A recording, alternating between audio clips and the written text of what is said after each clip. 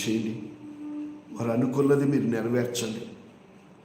ఆశ కలిగిన ప్రాణాన్ని తృప్తిపరిచే దేవుడు నీవే కనుక ప్రభువా, మా ప్రార్థనకు జవాబిచ్చి శిరీష గారు వారి ఫ్యామిలీ రక్షణలోనికి మీరు నడిపించండి నాయన.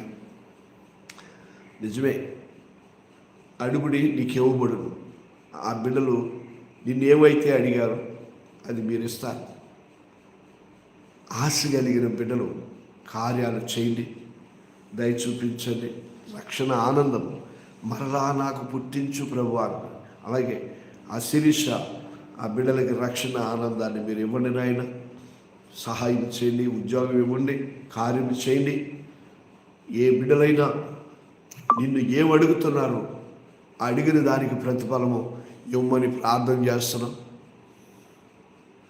భవ్యాశ్రీ, ఇషితాకి